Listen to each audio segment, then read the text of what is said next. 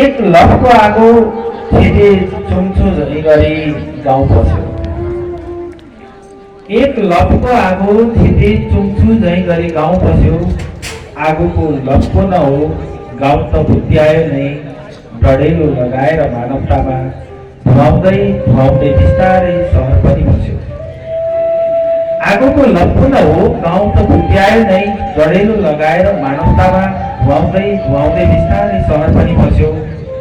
आगोको लपकाले भेटेका गाउँ टोल बस्ती र सहरका गल्ली गल्लीमा फैलिए स्वतन्त्रताहरू, डढे पैरवी गर्ने ओठहरू अनि प्रगतिपक्ष बन्न पुग्यो मानवताको सुन्दर आयाम र डढ्न थाले परेवाका पखेटाहरू।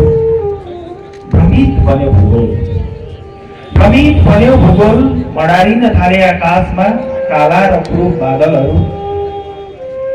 आगोले सपना देखाउँछ कि डढाउँछ म प्रश्न गर्छु।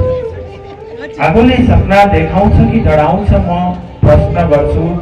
आगोले बाँडेको सपनामा लट्टिए अबोध बस्ती र गहिरिए चैतको फुक्कर झैँ विश्वास, समर्पण र त्यागका साथ लगाए डढेलो आफ्नै घरमा र ताप्दैछन् प्रलय अग्निको बुझिलो राव अहिलेसम्म। यता सहरमा समेत बसेको आगोको लपको केही समय भितन्दामा चाउँदै हुरीसँगै उडेका पत्करलाई बिचल्लीमा पारेर सेलायो र निभ्यो।